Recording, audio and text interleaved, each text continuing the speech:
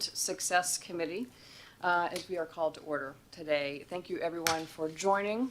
We are a sparse crowd.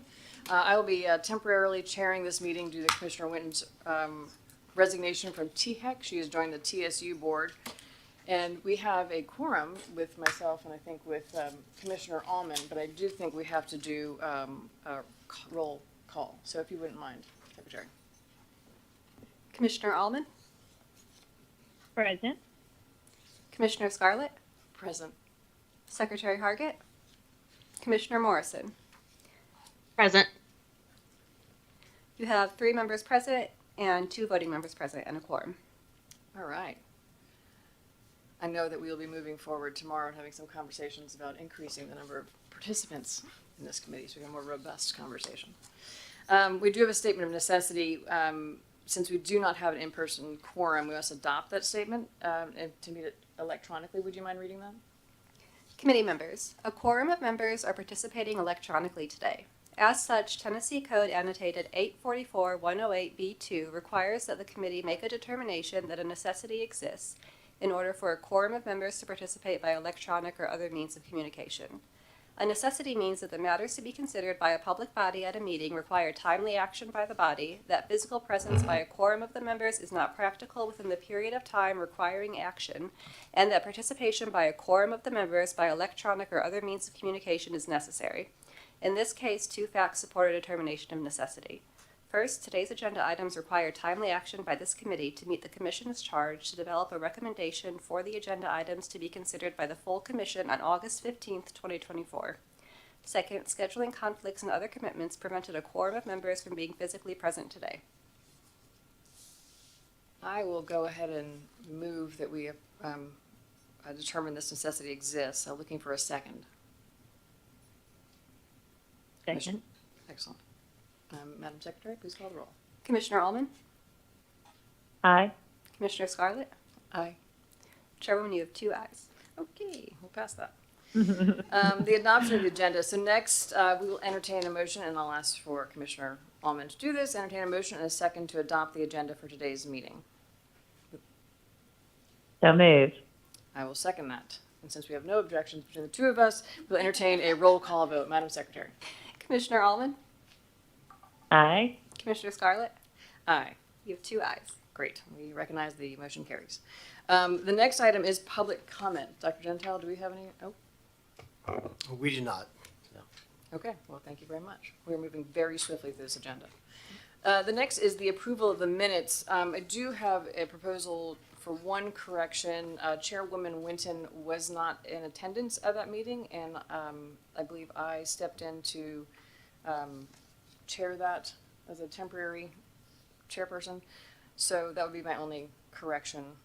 To the minutes, with no additional questions, I will move to adopt the minutes, and I'll look for a second. Second. Madam Secretary? Commissioner Allman? Aye. Commissioner Scarlett? Aye. You have 2 ayes. All right, motion carries again. So the next up, we have on our regular calendar, we have the post-secondary education authorization. There's 2 parts to this agenda item. Without any objection, I'd like to vote on those as a set.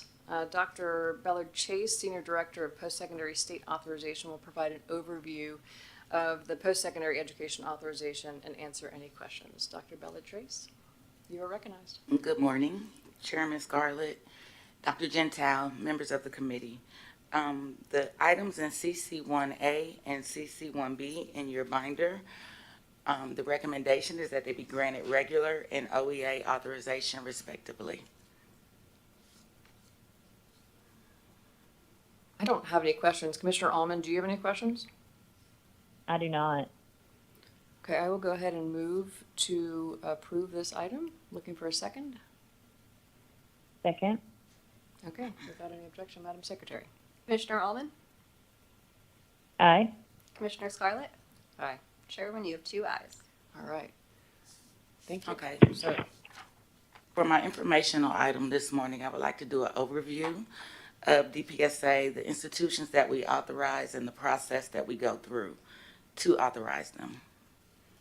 So pursuant to the Tennessee Higher Education Authorization Act of 2016, the Tennessee Higher Education Commission is directly responsible for the oversight and operation of degree and non-degree granting, accredited and unaccredited institutions that offer a wide variety of academic, career, technical, and trade programs.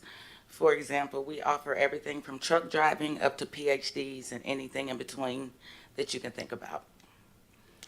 Authorization versus accreditation. Oftentimes people intermingle these words, but authorization is minimum standards. It is supported by the statute. It's for a specified time, and institutions are encouraged not to use the word authorization. So, accreditation, I'm sorry. Authorization is minimum standards, which I will go through later. And authorization is necessary to operate legally in the state of Tennessee. So unless you're exempt, if you offer post-secondary educational training in Tennessee, you have to be authorized. And then accreditation is non-governmental peer evaluation of post-secondary educational institutions and programs by private educational associations that have adopted criteria for educational programs and develop procedures. These criteria determine whether or not institutions or programs are operating at a basic level of quality. So accreditation is voluntary. Generally, you have to be authorized for at least 1 to 2 years before you can start the accreditation process. And the commission only recognizes accreditors that are recognized by the U.S. Department of Education. I'm sorry, are there any questions at this point? Can you give an example of an exempt entity? So all of the LGIs are exempt by statute. The TCATs, all TBR institutions are exempt by statutes, and TICUA institutions. So basically, if you've been authorized for 20 years and not-for-profit for 20 years and operating in the state for 20 years, for the TICUA institutions, you're exempt. The publics are exempt by name. All right, great, thank you. So the initial authorization process, I generally get up here and I say regular authorization and OEA. So regular authorization, these institutions do not have to be accredited.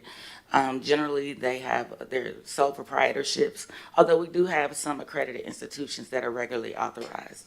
So basically, the process is they have to attend the initial authorization training. We have trainings 4 times a year, and the purpose of that training is to help them fill out the application in a more efficient manner, let them know what to expect, and so that we can figure out the types of institutions that we'll be getting. After they attend the initial authorization training, they can submit the application. They have to submit the application within 1 year of attending the training. If the application comes in and it's incomplete, for instance, they don't have a surety bond, then we send them an email and say your application is incomplete. You have 30 days to make it complete. If they do not, within that 30 days, submit what is missing, then the application is withdrawn. But the institution may reapply. Once we receive a completed institution, they have to meet the minimum standards for authorization.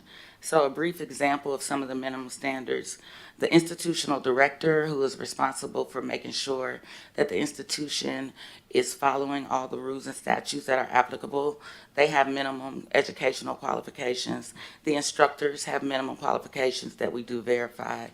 We verify institutional ownership.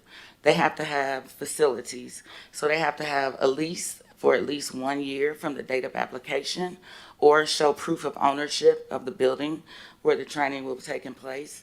If they operate in another state, they need to supply to us their letter of authorization from that state or their exemption, so we make sure they're operating legally at home as well as here.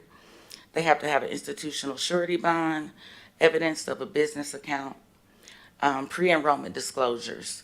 So all students have to sign a transferability of credit disclosure, and basically what it says, and it has to be in 16-point font, It's in the statute. What it says is that I understand that by going to this school, my credits may not transfer to another institution. So before I enroll, I'm going to go check with those institutions to make sure they'll take my credits if I intend to further my education when I leave this institution. They also have to do a pre-enrollment checklist, and that's where they get a tour of the institution, whether in person or virtually. They get a copy of the catalog, the student handbook, etc.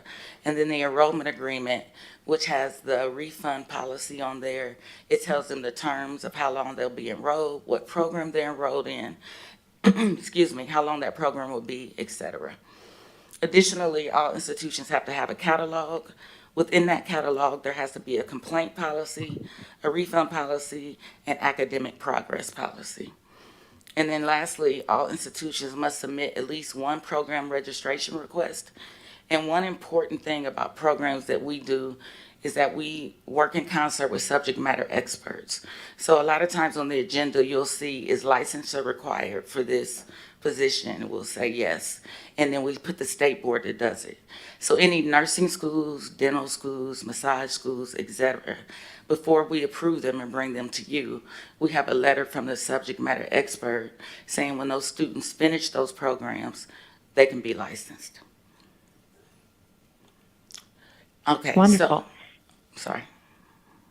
No, I was just going to say thank you for sharing that information with us. I didn't realize all the requirements there, and I appreciate you sharing that. I know tomorrow this is a consent calendar item, correct? Yes. Looking here at the new agenda, but is this something that we could share, just a brief bit of information with everyone as far as the process of the in order to authorize new institutions and programs? I think that's a great idea. What do you think? I think it's a great idea. I think there'd be a lot of value for Because especially committee commissioners. I think so too. And I didn't realize all that goes into this. Of course, it should have a lot of different measures, but I think that might be good to kind of give a brief overview. That's just my opinion. Again, I know it's a consent calendar item, I believe, but I think that might be nice to share. Okay. So once the institution meets the minimum standards for the application, after that, we go through the application and we give them a detailed list of everything that does not meet the minimum standards. We send it to them. They have 10 business days to make the corrections. We get it back. We review it again. In most instances, they get a second letter. We get it back. Once we review it the second time, if they still do not meet the minimum standards, then their application is withdrawn. It's denied. If they do, then the next step is a successful site visit. So we actually go, anything that's out of state we do virtually, but in state we go to the institution. We have a list of equipment that is supposed to be there. They've told us how many square feet it is, so we go in and do an inspection. And we make sure, especially heavy equipment programs like trucking, HVAC, et cetera, that all the equipment is there and operable. After the successful authorization site visit, then I make a recommendation to Stephen that he put them on provisional authorization. Once they receive provisional authorization, they are able to operate as a post-secondary educational institution in Tennessee. And then the commission has to ratify that decision. Once it's ratified by the commission, then they are regularly authorized. The last thing that they are required to do is after they are authorized, they have to attend the post-initial authorization training. So the first training is to help them fill out the application, know what to expect. The second training goes over the rules and statutes that they must follow as authorized institutions. And that's the process for regular. So now, OEA got added in 2016 with the Post-Secondary Educational Authorization Act of 2016. And for this option, you have to be accredited. You have to be accredited and meet certain financial standards. So because regularly authorized institutions, many of them are not accredited, they're smaller. These institutions have been operating for a long time, they're accredited. And so we rely more on the accreditor for their process. We don't do site visits. However, there are minimum standards that they have to meet also. First of all, of course, they have to give us proof of accreditation. Financially, they have to meet their accreditor standards. We look at their federal financial responsibility composite score. If it's less than 1.5, then we ask questions. And we see whether or not they are on heightened cash monitoring with the feds. And if so, we make sure they have their letter of credit, et cetera. They also have to produce a license or authorization to operate in their home state if they're from someone else. They have to have an institutional surety bond. And again, any program that leads to licensure, they also have to submit their subject matter expert verification. And then on their website, they have to have their cost of attendance, transfer of credit statement, any articulation agreements they have with institutions in Tennessee, and their most recent student cohort default rates. Also, one additional thing, they have to have a section for Tennessee students letting them know that if they have a complaint that has not been handled at the institutional level, that then they can come to THEC for that complaint. And that concludes the OEA section. Any questions? I do have several questions. Commissioner Allman, do you have any questions? I do not. Thank you for that information. You mentioned complaints a couple times. How many complaints do these organizations get, and or how many complaints get escalated to THEC? Right, so there is an attorney handles the complaints for us now, but I believe so far it was like 90. We get involved. If it needs a site visit, we'll go. We do the site visit, but I know when I was handling them myself, there was quite a few. Sometimes it's grade disputes. Sometimes they didn't treat me fair or whatever. And that's why when we have them do their policies, we try to press in them to not make them subjective and look at fair consumer practices. Okay. But yes, that is a process, and all students who go to authorized institutions have that as a backup if it's not handled at the institution. Okay. How many, and you may or may not have this information, I know we've reviewed a lot of these in the consent agendas since I've been here. How many have we authorized across the state? My next slide. Oh, Keep it yeah. on. Okay. So currently, there are 266 institutions that are authorized. 199 of them are regularly authorized. Of those, 56 are accredited, 143 are unaccredited, 149 are for-profit, and 50 are not-for-profit. Many times people think our sector is all for-profit, but we do have some not-for-profit institutions that operate that are not exempt, and so they have to come under us. As far as optional expedited, there's 67 as of July 1st. Of course, all of them are accredited, 39 are for-profit, and 28 are not-for-profit. For the regularly authorized institutions, they offered approximately 700 programs, and for the OEA, it's 2,800. And the RA and OEA institutions enrolled approximately 61,000 students in fiscal year 2023. If I may, for clarification, you said not-for-profit or government, just as reminders, it's only TCUA institutions that are exempt, that are nonprofit. Is that correct?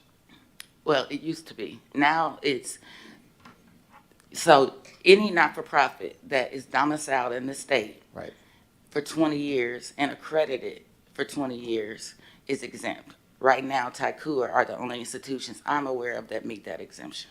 Gotcha. And also, as a good reminder to everyone, there are public institutions that seek to operate here that are not Tennessee. That falls into this as well, correct? Yes, we have Troy University, for instance, the University of Nevada.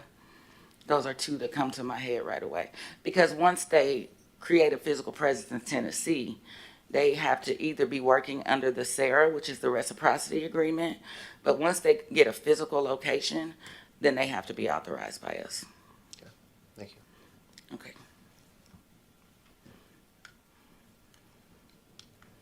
So this is just some data about the students that go to our institutions.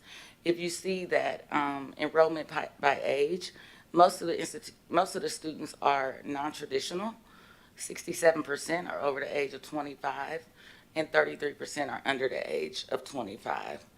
As far as enrollment by authorization type and accreditation, so regularly authorized institutions that have no accreditation account for 27% of the enrollment.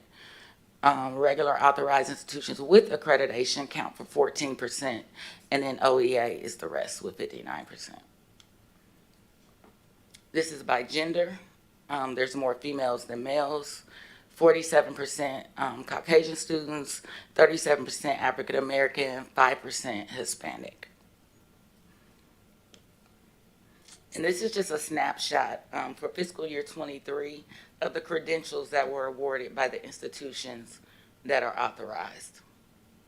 So what no credential means is we have some institutions that come here and they want to set up a summer program, and the students get credit hours, but they don't actually get a certificate, but they still have to be under us because they're instructing and giving out educational credits. So, any questions?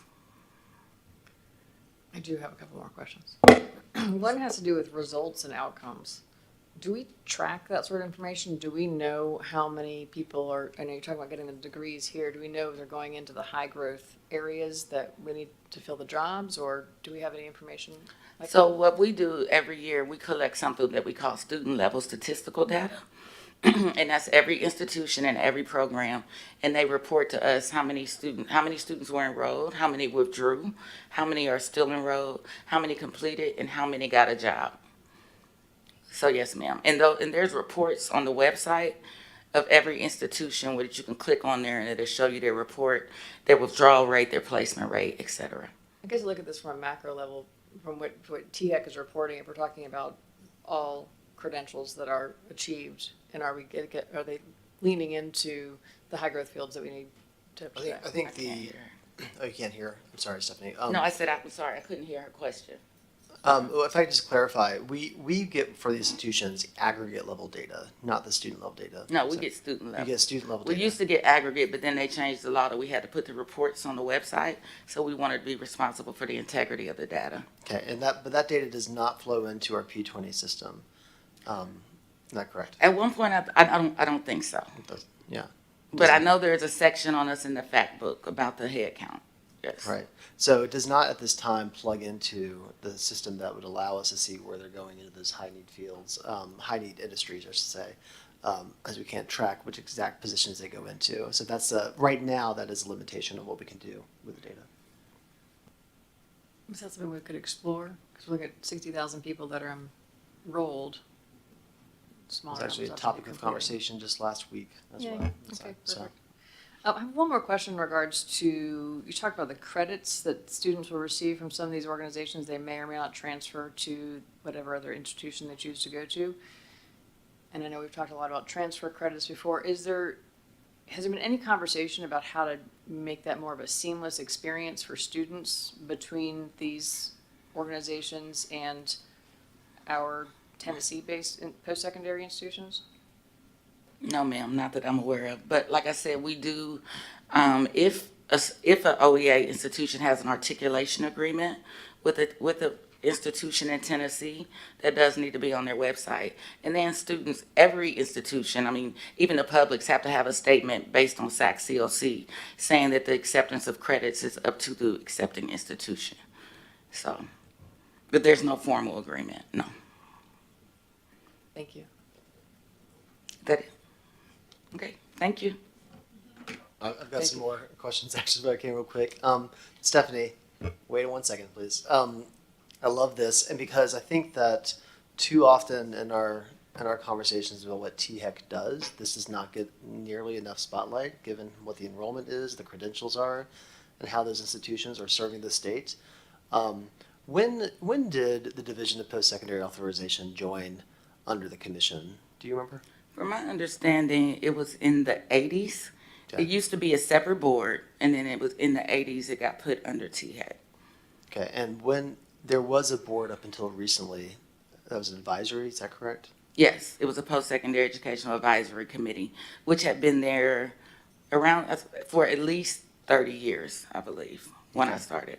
Yes, sir. I'm really glad that we had this conversation. We'll have one at the finance committee this afternoon as well, looking at the finances of this operation. The questions that you asked, Chairwoman and Whitney as well, Commissioner Allman, just highlights how we can do better about morphing this conversation into the general policy direction of the state as well. The work that she and her team does goes unheralded in what they're doing and how they're traveling around the state and making sure that the education is good and strong. and we can do a better job as an agency connecting to the broader picture as well. While I have you up there, one more question or comment, and this ties back to the demographics you were sharing. I think you shared that almost 67% are female, and just, okay, 66%. And an overwhelming number are non-traditional, over 25 also. Yes, ma'am. As we think about advising, as we think about helping encourage more students to consider what's next, we really have to increase the number of males that are getting involved in post-secondary. And I think we all recognize this as a national trend. This is not a Tennessee trend.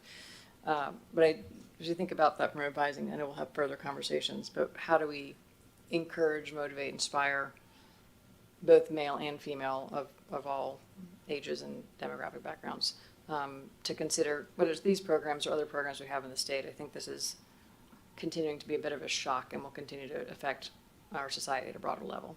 So just perspective. Yes, Commissioner ma'am. Allman, any other questions for Dr. Bellard Chase? I do not. Thank you again. Wonderful All right. presentation. Thank you so much.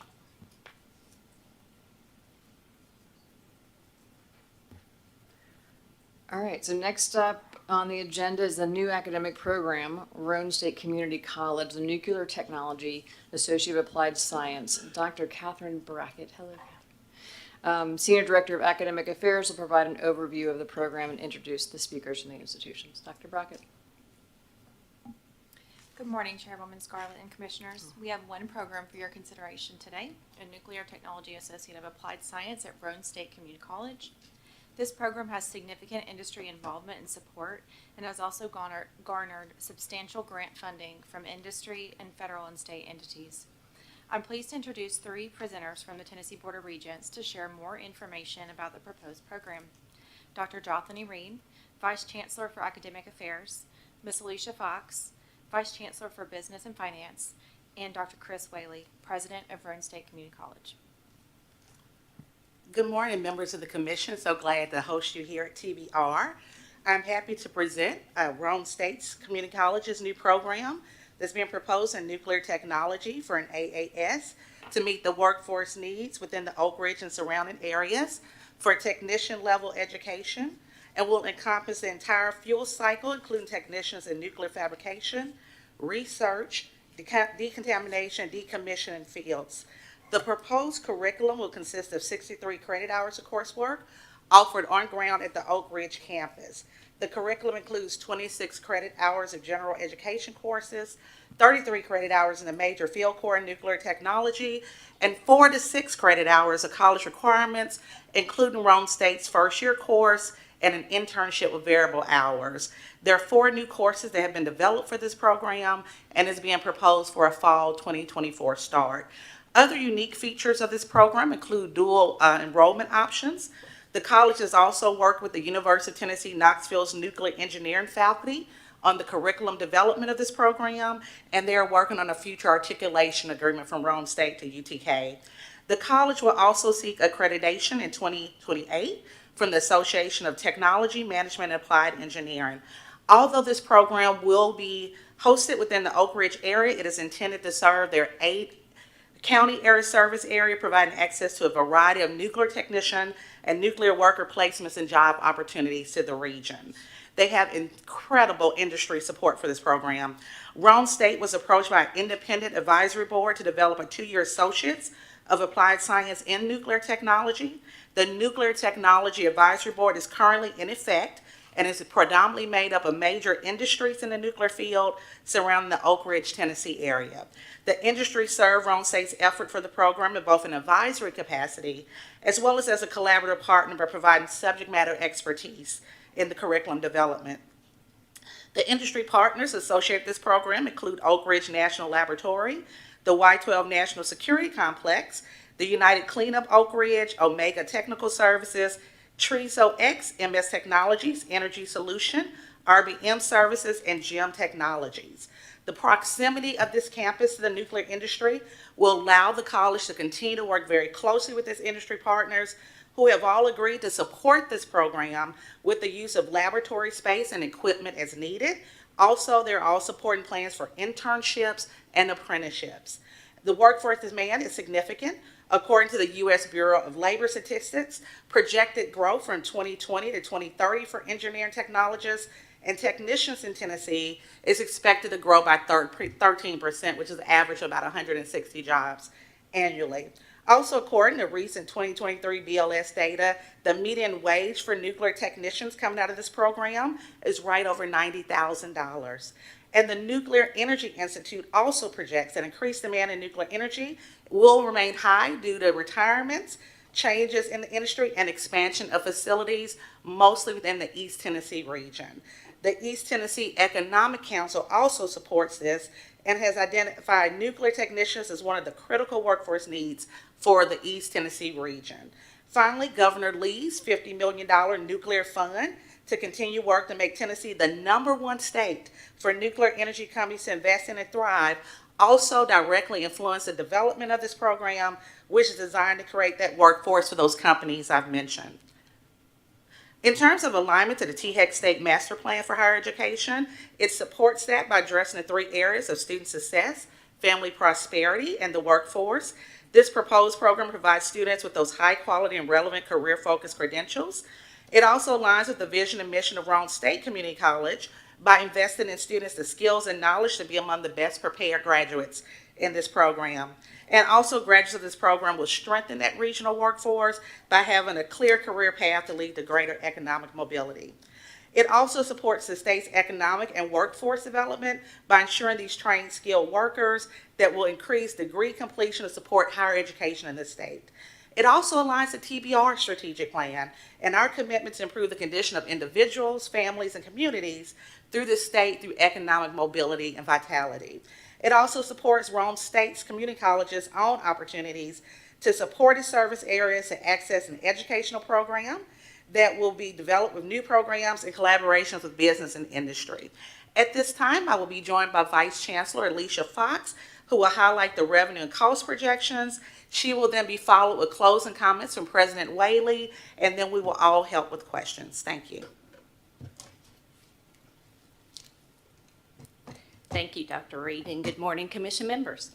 I'm happy to provide an overview of the enrollment, revenue, and expense projections for this program. These program reviews are conducted by a committee of individuals within the academic, data, and finance offices at TBR in partnership with the academic team at THEC and include multiple stages of review. The AAS in nuclear technology will be funded in part through grant funds and in part through tuition revenue. This chart shows revenue and expense estimates as well as enrollment and completion projections for years 1 through 3. Reading this chart from left to right by year and top to bottom, expense, revenue, and then enrollment, you will see the initial planning or startup cost is estimated at $426,189. Of that, $367,200 is one-time or non-recurring cost, and $94,989 is recurring. The non-recurring costs include specialized equipment such as glove boxes, robots, and radiation spectrography equipment, along with some minor facilities upgrades. The recurring costs include one full-time program director who also teaches, one adjunct instructor, and then general consumable supplies for the program. You will also note that in the planning stage, the revenue is $612,000 made up from industry partner donations, a Department of Labor grant, and funds from the State of Tennessee Nuclear Energy Fund. Looking forward to years 1 through 3, the recurring costs include the personnel mentioned earlier, as well as minimal consumable operating and travel budgets to cover accreditation required travel. You will also note non-recurring costs for equipment in years 1 through 3. These drop off in year 4. As you may be aware, the enrollment projections drive the tuition revenue projections, and you probably noticed the loss in years 1 through 3.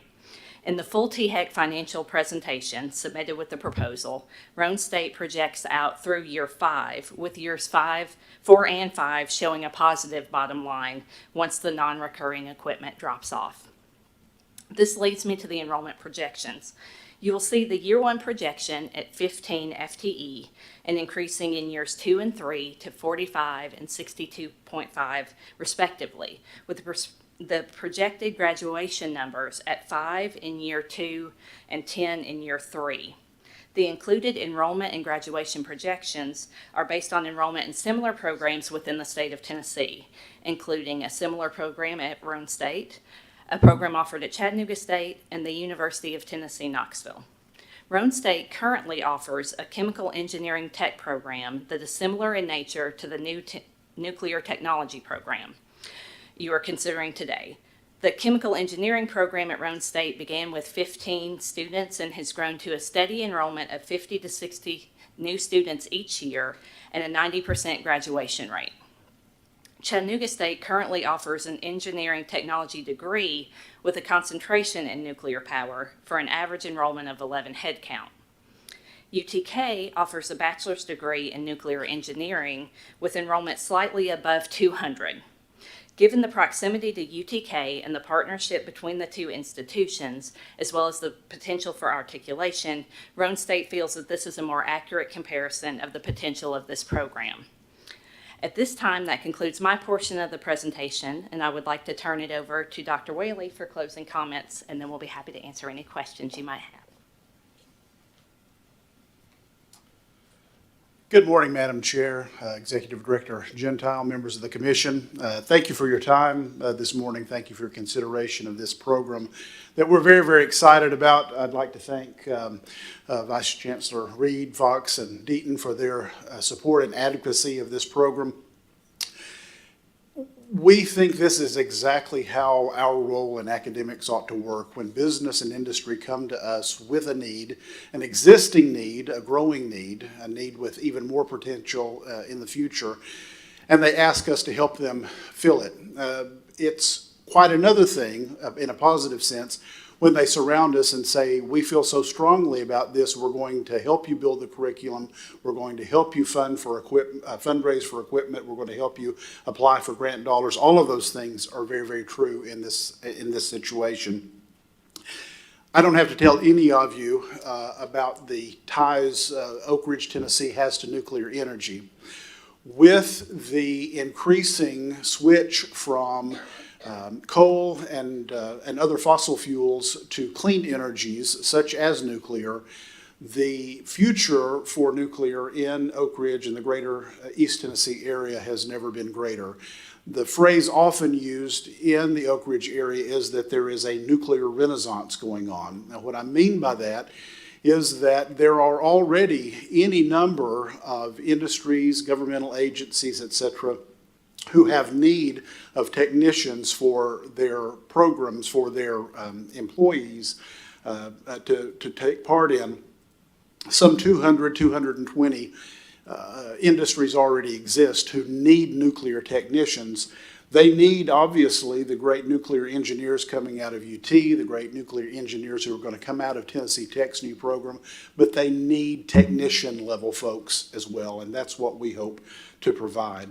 Not only to Y-12, to the uranium processing facility, to the NNSA, the National Nuclear Security Administration, all of those that already exist that need folks that this program would produce if approved, but also all those things that are coming. You may have heard or read about the small modular nuclear reactor that is going to be built at the Clinch River site.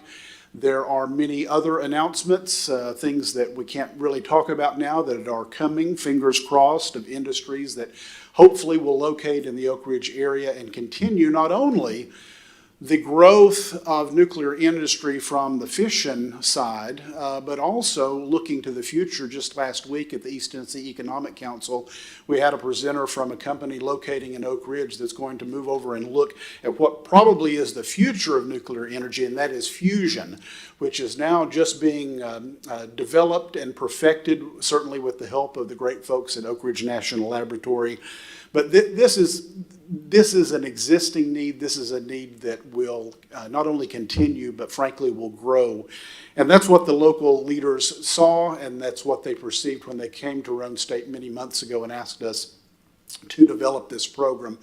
The team of Roan State folks behind me, Dr. Ward, Dr. Esquivel, Dr. Malikpour, immediately began to work on this curriculum. Of course, one of the first things we needed to do was to hire a program director with the hope that we would get approval to begin this program, and we have really hit a home run. Dr. Joe Stainback, who will take all detailed questions, I might say. Really is a superstar. I cannot tell you how thankful we are to have someone with his background, his knowledge, and his passion for students understanding how they plug into this, this industry. How fortunate we are to have him at Roan State. And the program that he is building, as Dr. Reed said, with the help of all of these industries who have come together to be our advisory board and plug in and help us develop this program and advocate for it, is really a whole picture. If you think about nuclear and if you understand it at all, and I'm just rudimentary in my understanding, but it really is a front end and back end. So our students really will learn the entire cycle. So from a nuclear fuel standpoint, the front end being processing and implementation, monitoring, et cetera, then to the back end of reacquisition and protection and disposal and storage and all those different things. Our students will see the full gambit. So no matter which industry is located in Oak Ridge, the greater Oak Ridge area, or which one comes in, our students will have that fundamental understanding anywhere on that spectrum of where they need to be. And so for that and many other reasons, we're really proud that this program is being proposed. Dr. Stainbeck has taken great pains to work to make sure this program will be very hands-on, very, very hands-on. There certainly is important theory that goes behind nuclear fuels and nuclear energy, but we want our students to know what to do, what to put their hands on, how to use the glove boxes, obviously how to make safety an important part of every single step of what they do when they're on the job.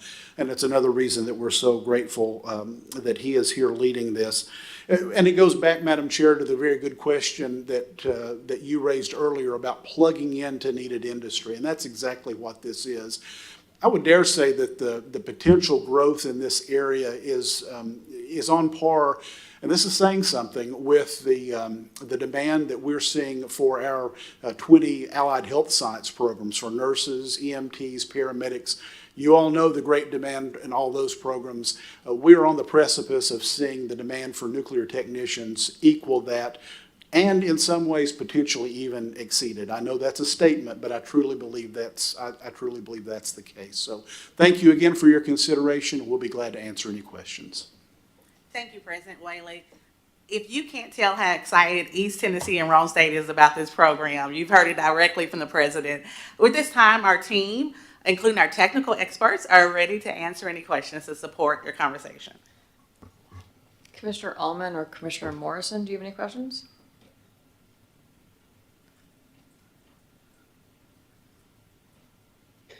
I don't have any questions. Sorry. I'm sorry, go right ahead.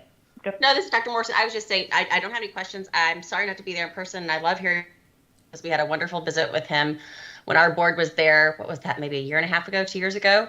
So I'm so excited to hear about the growth in your programs. This one sounds like an excellent and needed addition.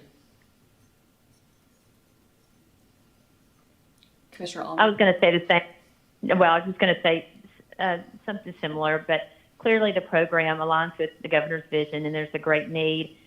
Would you even say that the numbers, as far as projected enrollment, could be even conservative somewhat, or would you expect? Because I can tell the excitement. I can hear the excitement in everyone's voice, and it's a lot of great information here.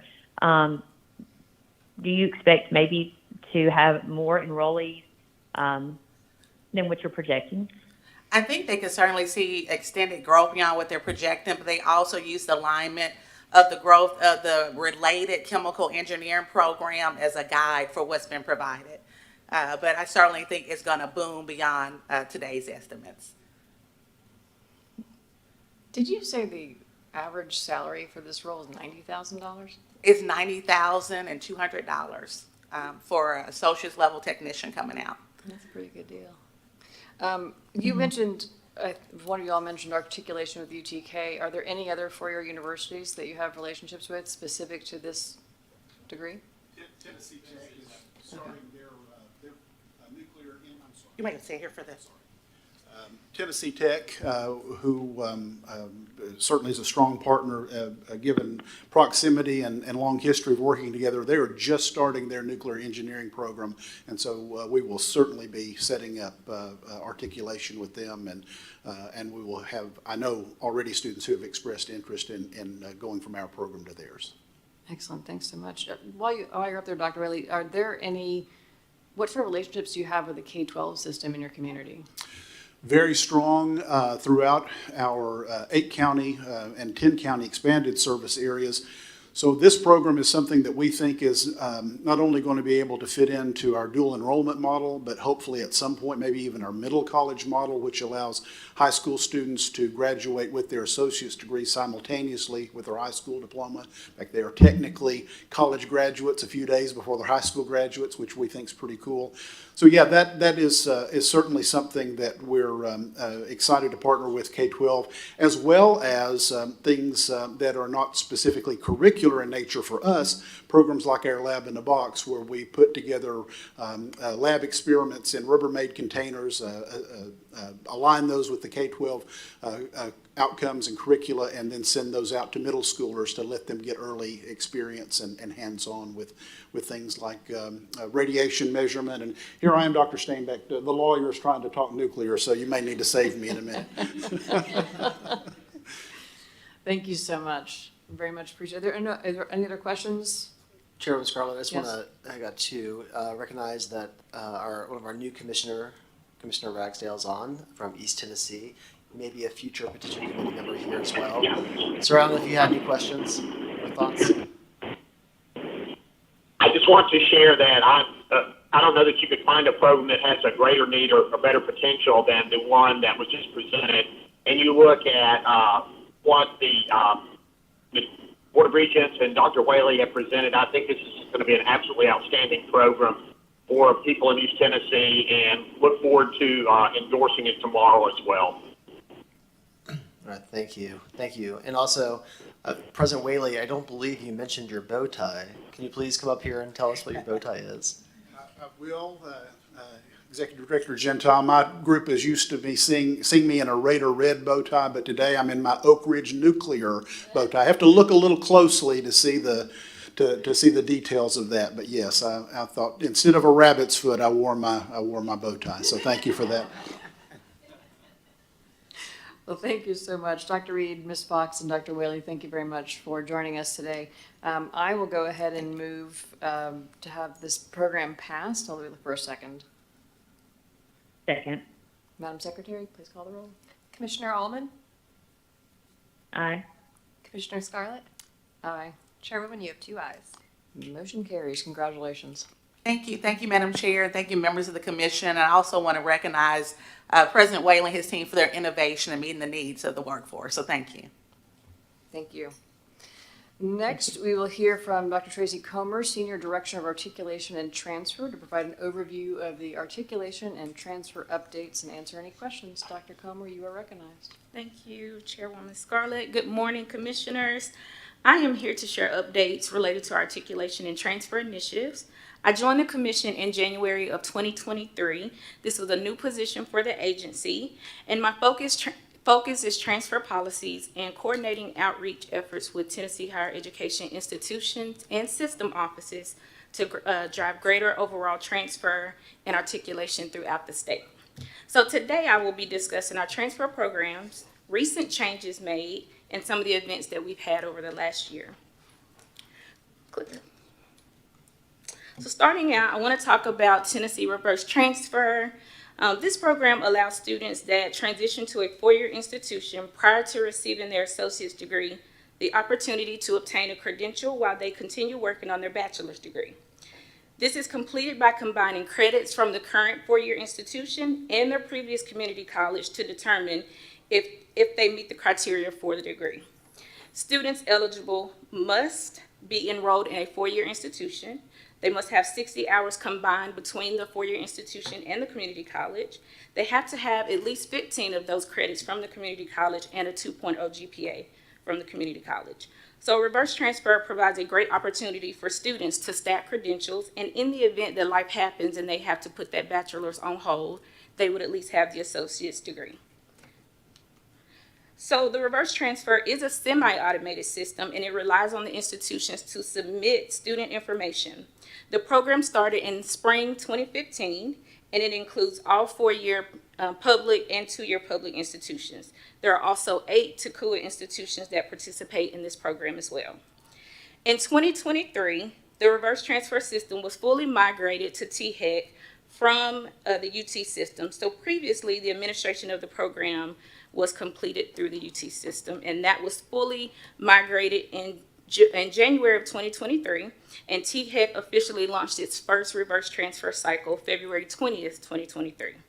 The cycle continues each semester, excluding summer, and during our most recent cycle in the spring of 2024, we awarded 268 associate degrees to students.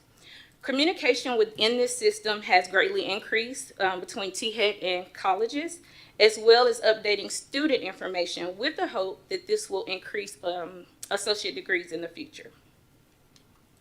So next I want to talk about Chairwoman Scarlett's favorite program, which is our Tennessee Transfer Pathways. So Tennessee Transfer Pathways is a program that focuses on a structured pathway. It includes a structured pathway that is approved by faculty that allows students to seamlessly transfer from a community college to a university. Each pathway consists of 60 hours. 41 of those hours are general education courses, and 19 are their pre-major or area of emphasis courses. Currently, the pathways are reviewed on a 5-year cycle. And although the approved curriculum has been happening every year, the curriculums have become a little difficult based on the number of exceptions, footnote, asterisks, whatever you all want to call them. They have become a little difficult over the years. Therefore, the goal to removing these footnotes began in February of this year with our Arts and Humanities review cycle. I am proud to say that out of the 31 footnotes that we started with this spring, we're down to 11 under Arts and Humanities. Of the 11 footnotes remaining, we are working with those 2 institutions to find an alternative to a footnote. If those 2 institutions, if we cannot find an alternative to the footnote, then those universities will no longer be able to accept those particular pathways. However, I will work with those institutions if they would like to establish an articulation agreement. So we've also approved this year 6 new pathways that are currently on the screen, and they will be reviewed in our next cycle in spring 2025.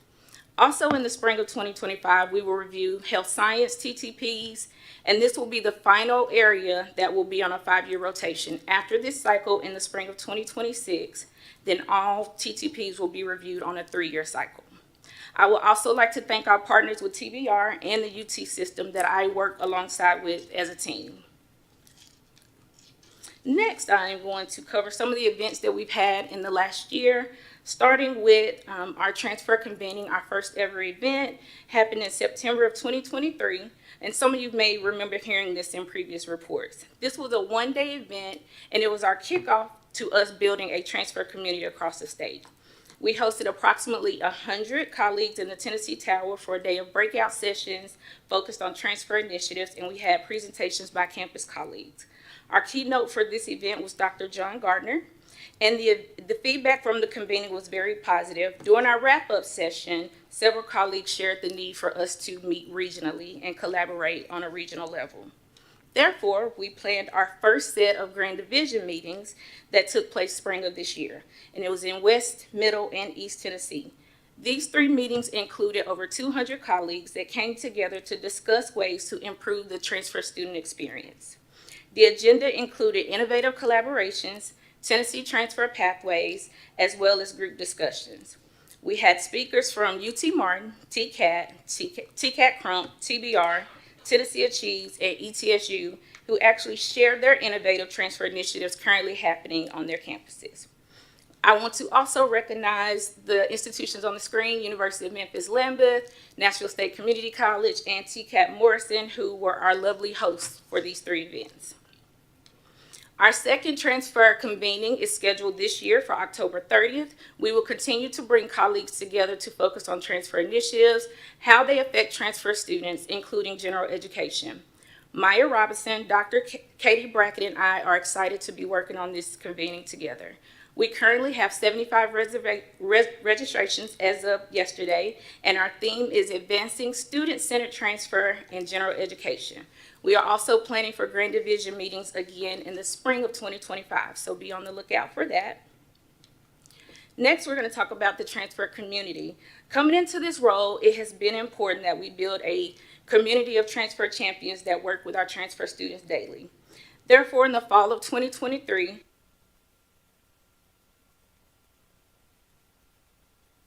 is it back? Okay. Therefore, in fall of 2023, we started a transfer listserv as well as a transfer liaison group. The articulation and transfer listserv is a two-way communication for colleagues to share information across campuses. Currently, there are 172 colleagues on this list. You can also join the list if you would like to scan the QR code that is currently on the screen. We'd love to have you. The liaison group includes one person from each campus that is able to share and disseminate information related to transfer initiatives. The liaison group is open to both public and private institutions in the state. The liaison group played a vital role this year during our latest TTP review cycle by communicating with their campus, and this liaison group has met twice in the spring and will meet once more in the fall. Did you get your scan on the QR code? All right, so next we're going to talk about our Articulation and Transfer Council. We reconstituted the council in the fall of 2023. The council was originally established to fulfill the requirements in statute related to all transfer and articulation initiatives. The council is currently mixed with new and returning members from both four-year institutions, TBR, the UT system, and TACUA as well. Meeting quarterly, the council has met twice in 2024, and at these meetings, they voted on new pathways, and currently they are updating the charter for the council and appointing new colleagues to the sub-councils that are on your screen right now. So the last thing I want to share is some of the future ideas that we have for articulation and transfer. As we move forward, we want our momentum with all things transfer to be considered. So one thing we would like to do is to continue providing resources and best practices to our campuses by hosting webinars with relevant speakers. We also would like to update our current TTP curriculum files. They have not been updated in a few years, so we would like to do that as well. As I previously mentioned, we increased and updated our reverse transfer communication, and the hope there is that we can get more students to opt in to receive their associate's degree. We have more that don't respond than we do for those that do respond. And then we're currently researching a one-stop transfer and articulation solution for students to utilize, and this will help them and better guide them through their transfer journey.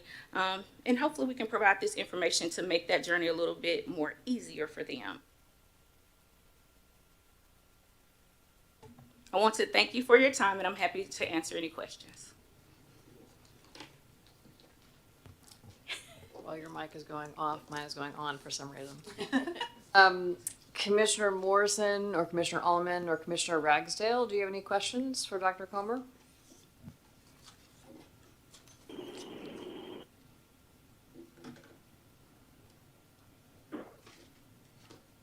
No question. No question. None for me either. Thanks. Thank you, Dr. Comer. Thank you. So next, we will hear from Dr. Brittany Mosby, Director of HBCU Success, to provide an update on the HBCU Success Advisory Board and answer any questions. Dr. Mosby, you are recognized. Good morning. I'm going to be playing a little bit of PowerPoint karaoke. So we'll all be surprised what happens. Just want to add, I am from East Tennessee. I think our East Tennessee contingent left, but it's true. Nuclear is big. I glow in the dark. Born and raised in Tennessee.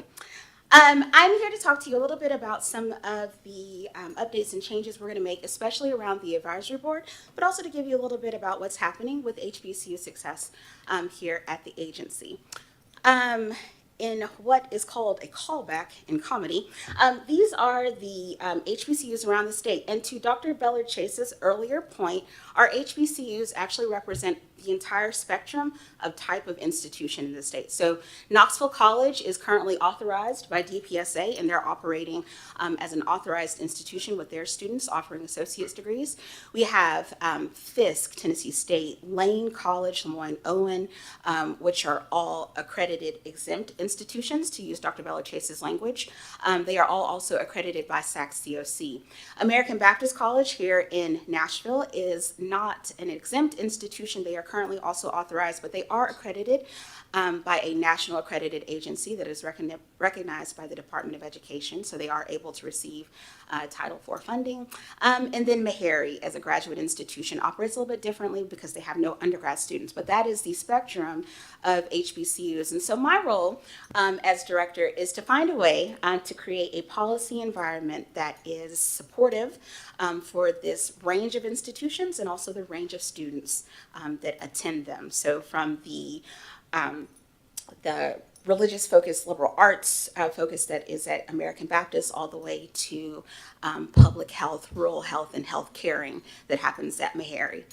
We see it all at our HBCUs. And so to that end, the statute for HBCU success actually contains two pieces. There is the role that I'm very thankful for, that is my job. But then there's also an extension of THEC, which is the advisory board. And this is the way that we source ideas, policy solutions, guidance, recommendations for how to better engage and interact with the HBCUs. So I came to THEC in January of 2018, and this is something that we've been refining over the years. And so what I'm going to present to you are a few changes that we are hoping to make in the structure of the advisory board. And then at our next quarterly meeting in November, we will have to present to the full commission a slate of appointees who we are hoping will be set to fulfill the mission of the advisory board. So really quickly, this language here is from the statute, the role of the advisory board. If you'll imagine two feedback loops. So the advisory board is made up of the presidents of each of the institutions along with appointed members, and their goal is to be connected to the institutions, but also the community of HBCUs across the state. And so to that end, we are changing the number of appointed members. We had 9.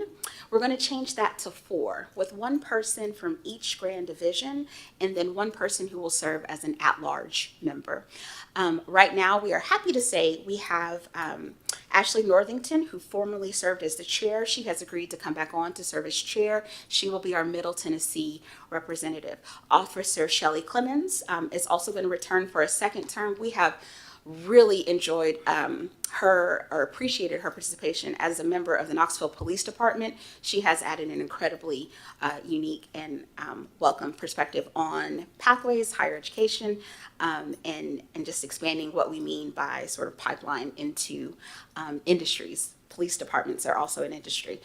And then for our at-large member, we're going to have Dr. Andre Churchwell, who is currently a special advisor to the Vanderbilt Chancellor for community engagement. He has agreed to be our at-large member, and he will return for a second term on the board, which means we're currently sourcing, looking out, searching for a West Tennessee representative, and we've got a couple of feelers out. And so we will present the bios for all 4 candidates that, like I said, will be appointed at the November meeting.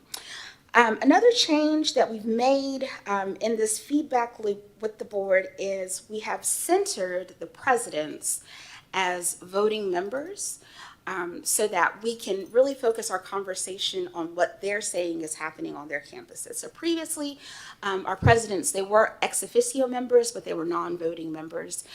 We did that with an eye towards, them fitting into their schedule when they could, but we want to turn that on their head.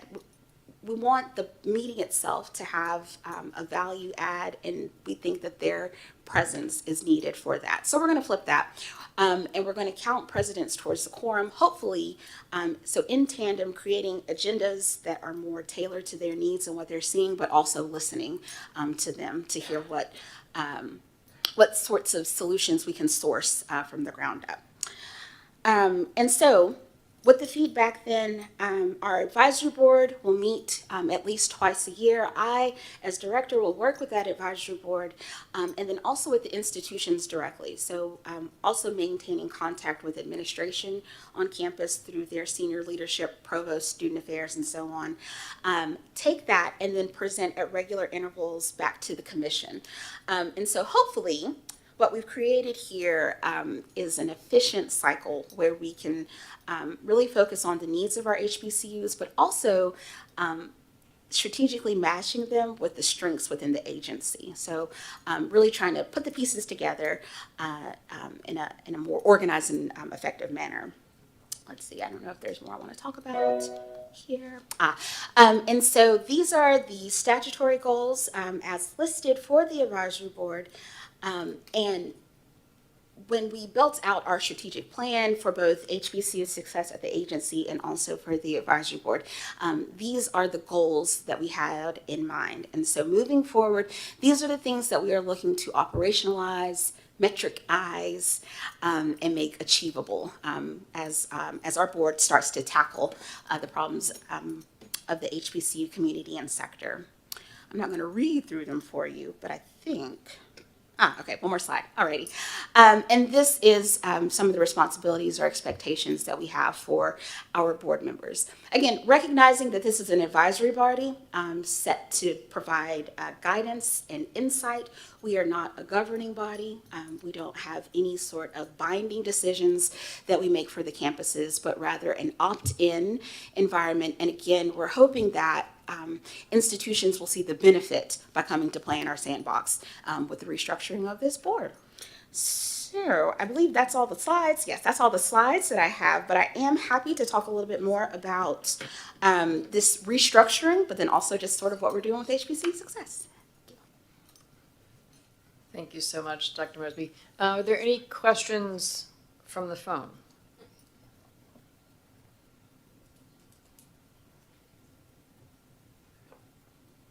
I'm going to take silence as a no. I do have a question. When you talk about this being the goals, is this something with the presidents of all the institutions you just shared earlier, the HBCUs? Are they equally as interested in these goals? I think I say that because financial sustainability is a bit of a concern, certainly with one of our flagship universities. Yes. But we also have another, Harry just got $175 million from Bloomberg. So Yes. there's, I'm just kind of curious to know how much do they want to share, or how are they engaging, or how do you want them to engage? That's a great question. So I'd like to start with a little bit of a policy history lesson. So the legislation that we have here in Tennessee that creates this role in advisory board is actually a state analog of a federal executive order for the White House initiative on HBCUs. So everything that happens at the federal level is essentially what we are trying to replicate and recreate in the state. So to that end, a lot of these statutory goals are things that were identified at the federal level that we have sort of ported into our state statute. So to the extent that there's only one public HBCU, the rest are private, it is a fine line that we tote, especially with financial viability. To that end, I think I can confidently say that outside of just HBCU success, THEC staff are working full-time as well to help our flagship HBCU stay above and afloat. So I think what these goals look like will look a little bit different from institution to institution. So you mentioned Meharry, that's private, and Meharry has actually been a great model for a school that goes after private dollars to support their missions, and I would love to have that serve as an illustrative example for our other institutions as well.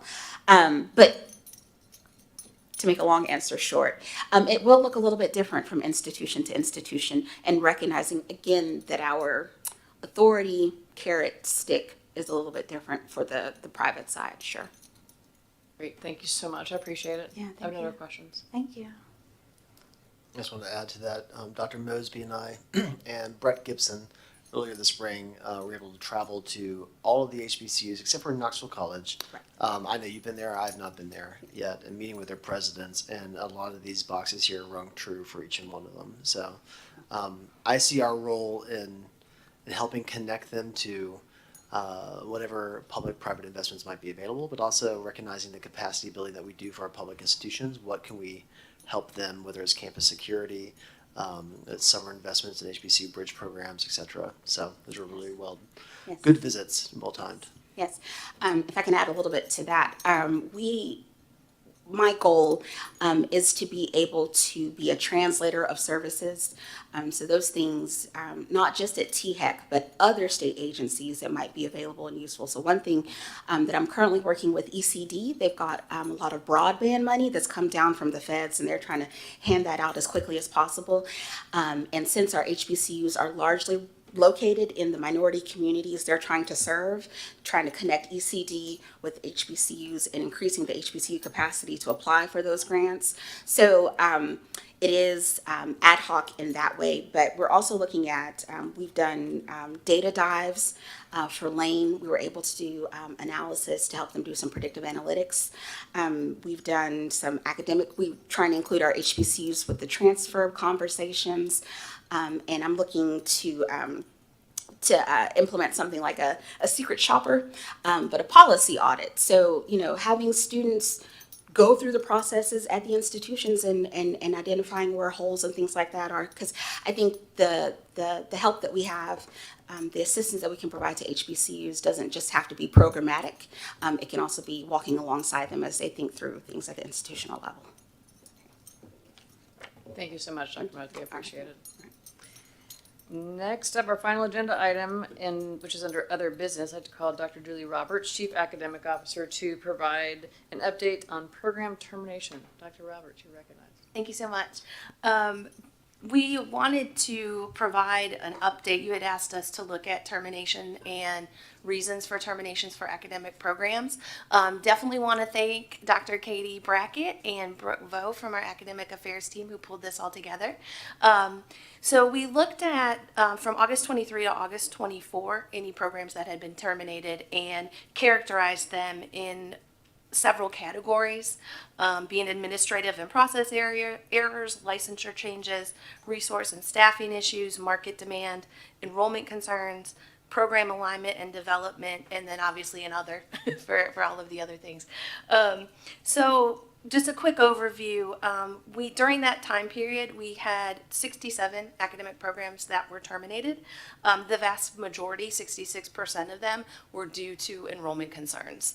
And so just really wanted to give that high level explanation. I do have a form that I pass out here in the room, but if there's any other questions, happy to entertain them.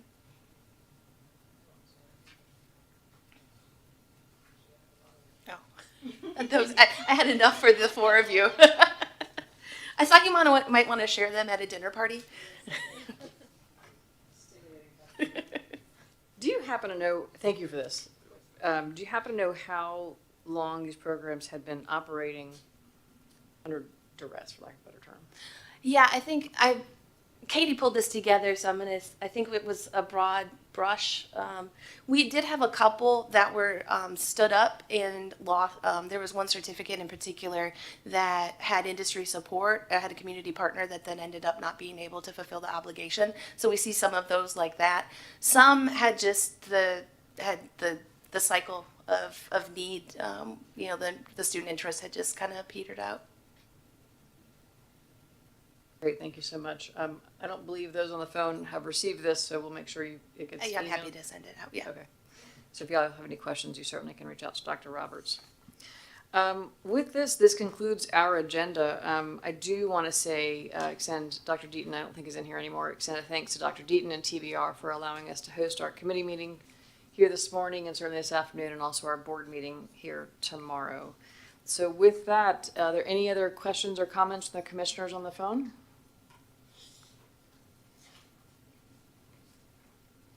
Okay, hearing nothing, this concludes our agenda, and we have no further business. We're adjourned.